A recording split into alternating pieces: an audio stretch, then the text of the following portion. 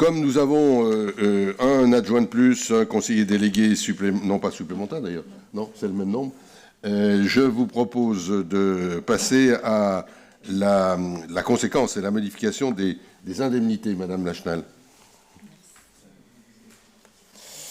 Merci, Monsieur le maire. Donc, le Code général des collectivités territoriales permet d'allouer des indemnités de fonction aux maires, aux adjoints, aux conseillers titulaires d'une délégation, ainsi qu'aux autres conseillers municipaux.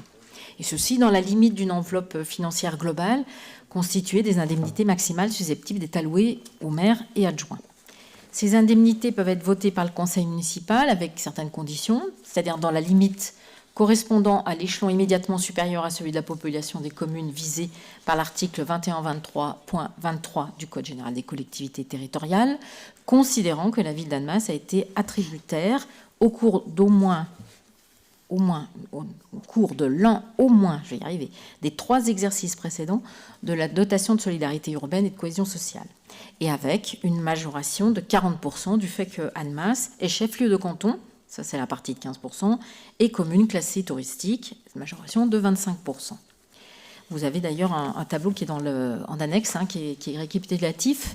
Mais à partir de ces éléments, il est proposé au conseil municipal de fixer le montant des indemnités pour l'exercice effectif des fonctions de maire, adjoint et conseillers municipaux, comme suit. Alors, vous avez le tableau qui vous donnera, je vais essayer de résumer.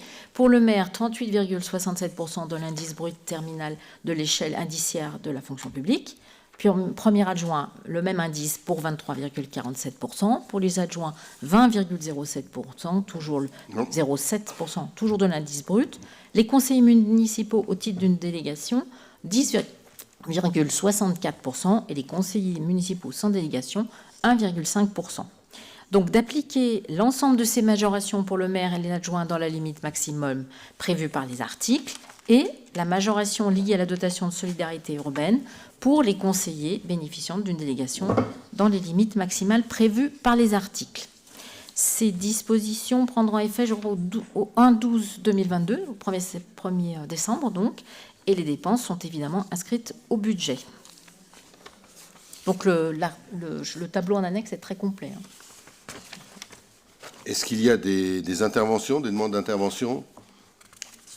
Aussi, comme le dit Madame Lachenal, on est resté dans l'enveloppe précédente et sans modification pour les maires et les adjoints. On est à la même somme.